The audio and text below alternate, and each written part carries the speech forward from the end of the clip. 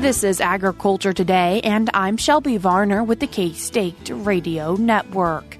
Beginning today's show is Tonya Ackerman, Kansas Farm Service Agency Conservation and Price Support Chief, as she shares about upcoming deadlines in an event happening next month. We are also joined by Ron Wilson from the Huck Boyd National Institute for Rural Development with a Kansas profile. Kansas beef reproduction specialist Sandy Johnson continues the show with things cattle producers should consider before doing share lease agreements. Ask the Experts from the Beef Cattle Institute concludes the show for today. The team of experts have a conversation about what their tip is for producers getting ready for calving season. That and more is coming up ahead.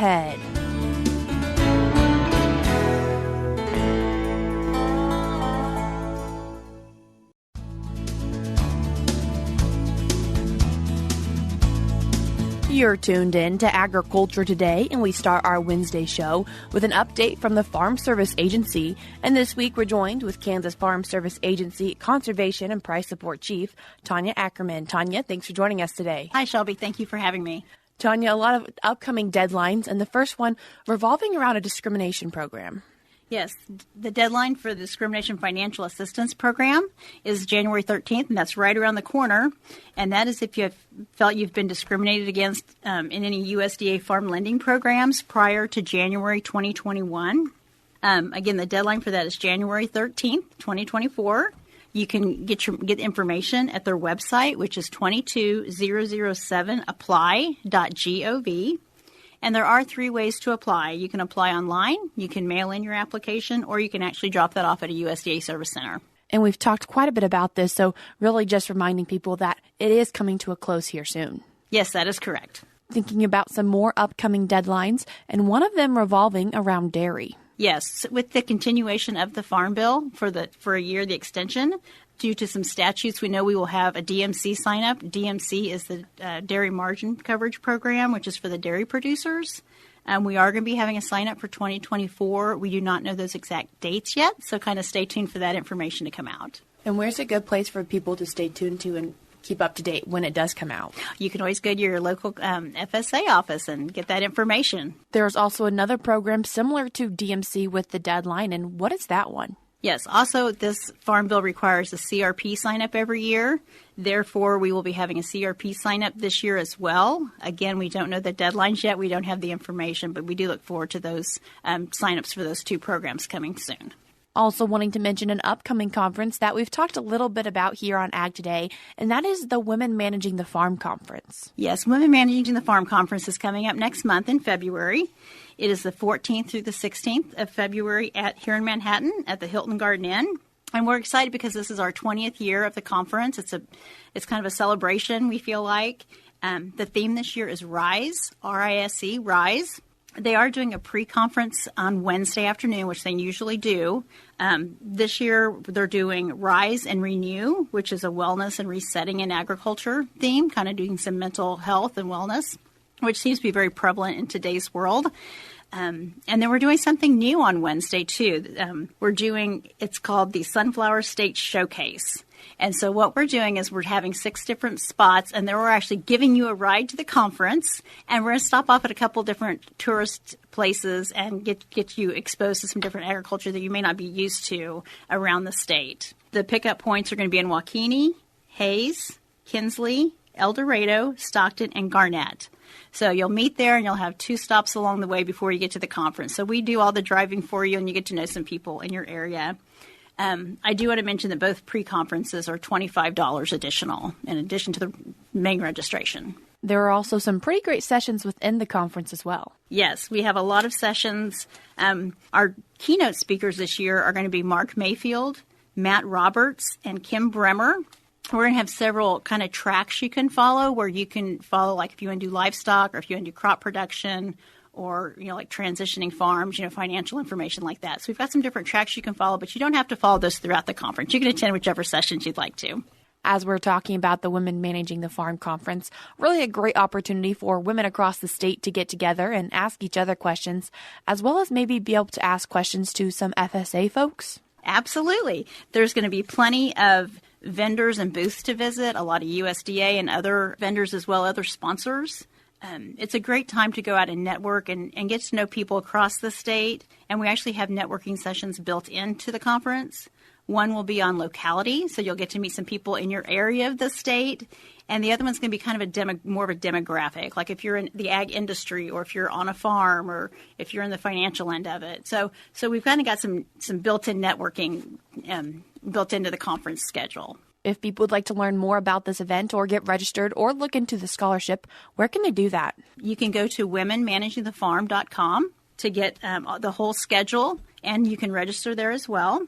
The price for the conference is $175 per person through January 18th. We call that our early bird deal. After that date, the price goes to $200 a person.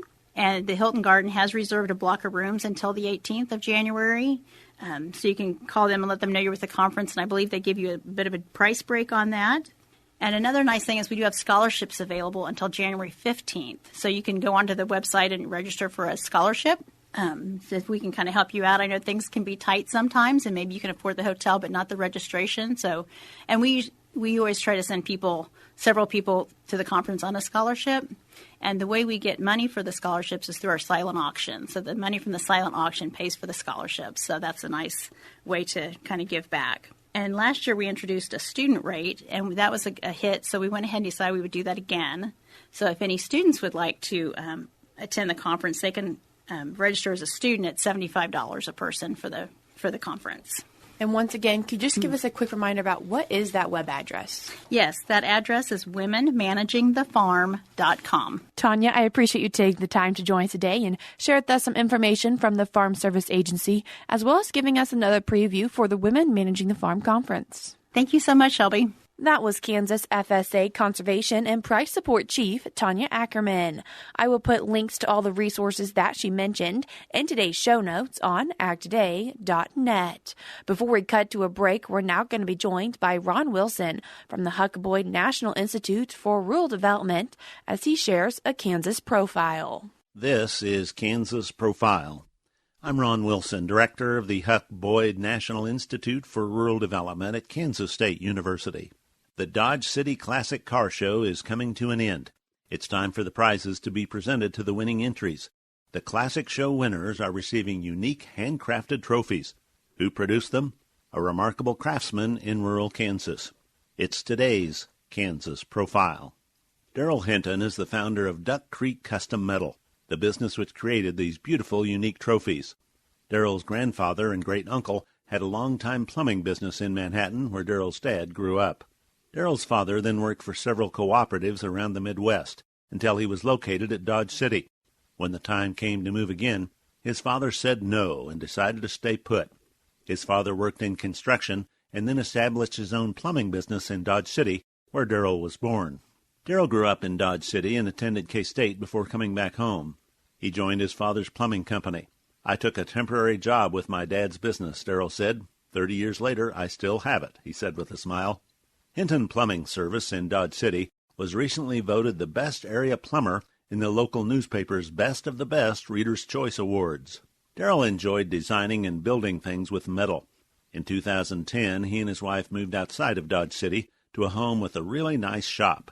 In 2011, he bought a CNC torch which enabled him to create more intricate products.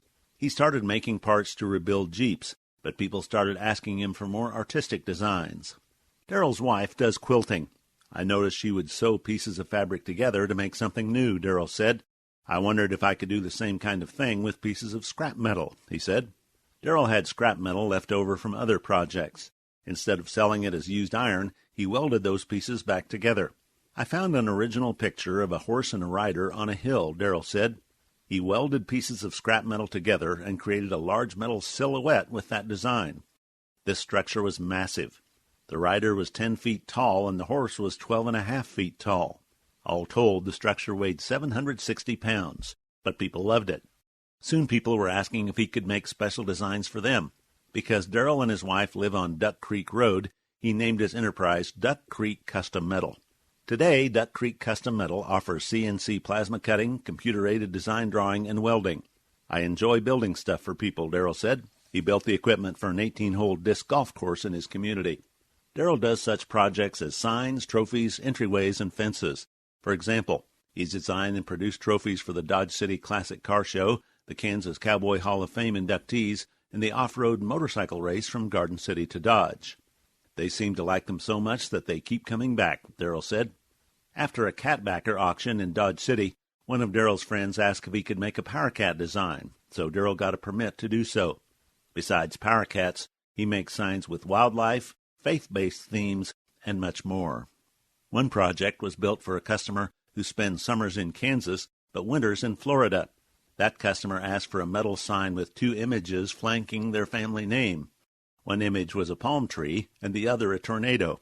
That sounds a little bit like those house-divided car tags. I enjoy the creative side, Daryl said. We have more than 700 electronic files of different designs, and I've made a lot of them, he said. He also enjoys custom projects. Duck Creek Custom Metal is based in his shop, located on their place near the unincorporated rural community of Wright, Kansas, population 145 people. Now that's rural.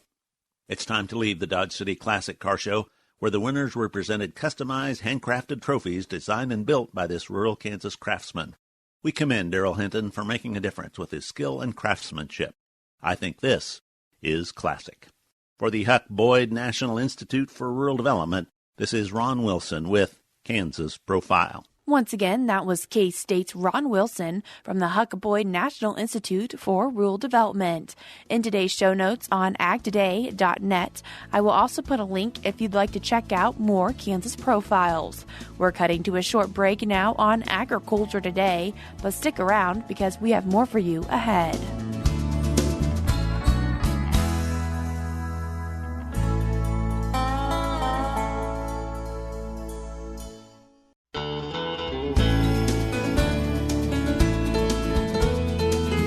You're tuned in to Agriculture Today, and we continue our Wednesday show discussing share lease agreements for cow-calf operations. And to talk about it, we're joined by K-State beef specialist Sandy Johnson. Sandy, thanks for joining us today. Happy to be here. Sandy, talking about share lease agreements, and you recently wrote a K-State Beef Tips article on that. And why might this be something producers want to look into?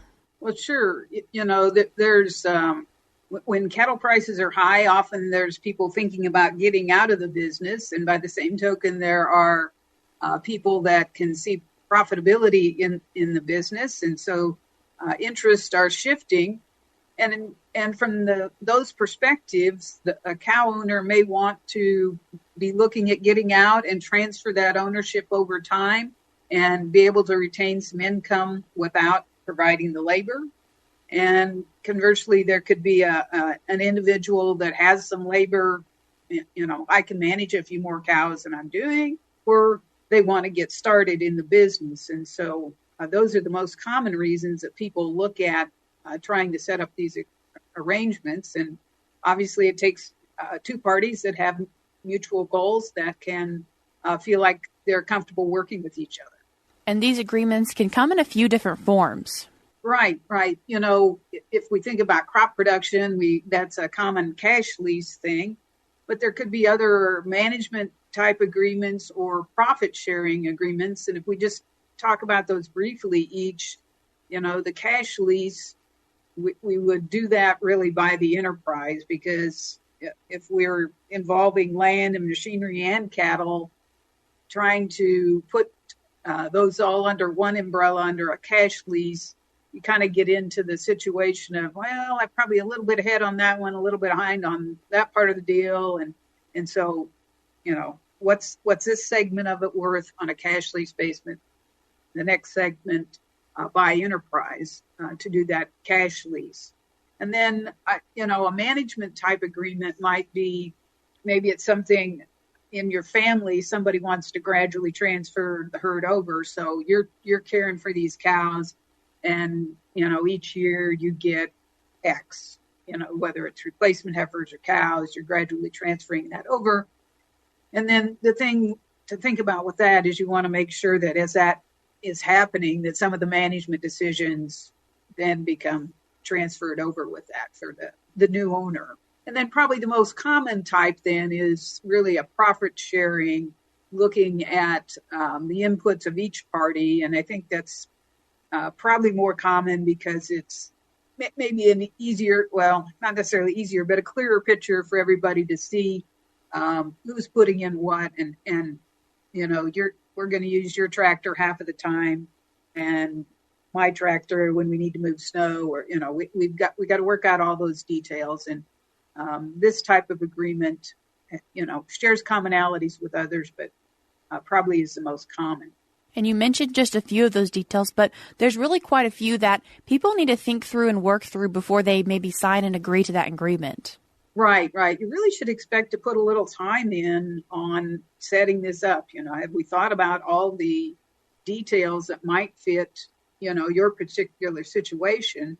And likewise, and this is where it's sometimes challenging for cow owners just in general, is to have a good handle on their own production costs. How much electricity am I going to charge for the water heater that's working pretty hard right now?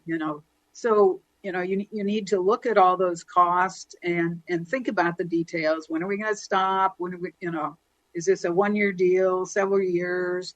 What do we expect for animal performance? I don't think you're feeding those cows enough. They look a little thin to me in this cold weather. We need to have an understanding of those things. And, you may think, well, we're generally on the same page, but it's just, stuff comes up. We have a blizzard, we lose some cows, you hope those things don't happen, but you really want to try and address all those possibilities. And so my suggestion is to get to one of these resources that really take you through, we're just kind of skimming the surface, take you through some of these resources to really make sure you have your I's dotted and T's crossed. And it's not because you don't trust the other person. It's just, we need to talk about all these parts of it. And we want to make sure we get that long list of things talked about before we create a situation where we have a disagreement because we didn't understand each other. There are often many challenges that I'm sure come up during this process. However, is there one that you see that most often comes up?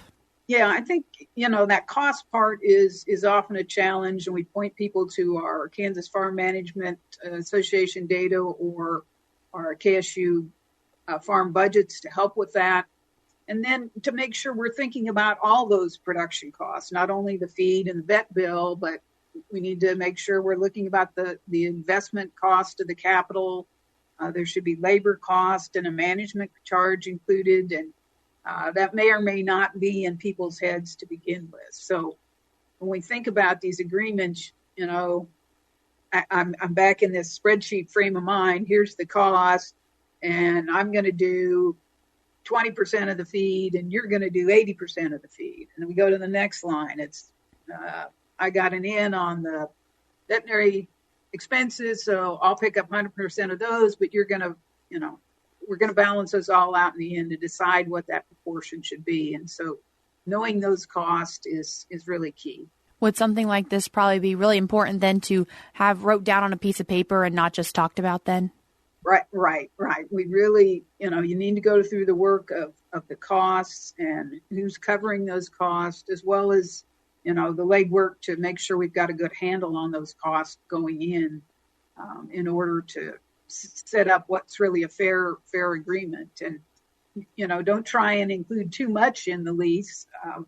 The common recommendation is to have a separate agreement for replacement heifers. Don't try and work that into the cow agreement, because you get into multiple years, and oftentimes our handle on those heifer replacement costs are not as good as the cow cost, and that just compounds the issue. So just a lot of details to work on. As we're thinking about businesses and agriculture producers, finances is something that is really important. And so is there something this marketing year that people should pay close attention to? Yeah, we certainly, particularly if there had been an agreement in place, our market is much different and our interest rates are much different. And those can certainly impact what those cow owners' inputs have been. And so if a past agreement had been X, we should review that for Y. And if we're doing it just for the first time this year, you might look at it and say, well, this isn't what I heard last year. Well, things are different. And so, again, we need to look at those costs. And, we live in this world where the global things impact our market. And so even, with the best situation. We hope to have talked about it, but we need to keep communicating on a regular basis just to make sure that we don't have surprises, or, if we do, we have a good working relationship, because I talk to you every so often, and it's not just out of the blue. I need you to step up with this because this happened. And, there was no discussions. For people who are looking into doing this, what do you recommend be their first step? Well, we've got a lot of good resources, and one of those, Ag Lease 101, is an excellent resource our multi-state ag economists have put together that really, it talks about all this, has a spreadsheet to put your costs in. And there are other just spreadsheets from state to state, but that in-depth discussion of the rental agreement, I think, is an excellent resource. And I've listed a number of other good resources as well in the Beef Tips news article, but do a lot of reading, think about all the implications and how they apply to your operation. And if you do that, I think you can set up a good agreement that works for both parties. Sandy, I appreciate you taking the time to join us today and share with us some information about share lease agreements for cow-calf operations. Glad to be here. That was Kansas State University beef specialist Sandy Johnson. If you'd like to read more on this topic, you can do so from her recent article titled Share Lease Agreements for Cow-Calf Operations. I will link it in today's show notes on agtoday.net. And at the bottom of that article are a bunch of the resources that she mentioned in today's show. If you'd like to stay up to date with things that the K-State Extension Beef Team is doing, a great way to do that is to subscribe to their monthly e-newsletter. If you'd like to do that, just go to ksubeef.org, click on Beef Tips Newsletter, then in the right-hand column, click on Subscribe. Another thing that I will be linking in today's show notes on agtoday.net is a tool from the Kansas Mesonet. That tool is the Animal Comfort Tool. With these snowy and cold weather conditions, it's a great resource to be able to use. To find it, go to mesonet.ksu.edu. Then click on Agriculture and then the Animal Comfort Tool. It provides a forecast for the Animal Comfort Index. Once again, you can find that by going to mesonet.ksu.edu. That is spelled mesonet.ksu.edu. We're cutting to a short break now on Agriculture Today, but when we come back, we'll be joined by the Beef Cattle Institute with another segment of Ask the Experts.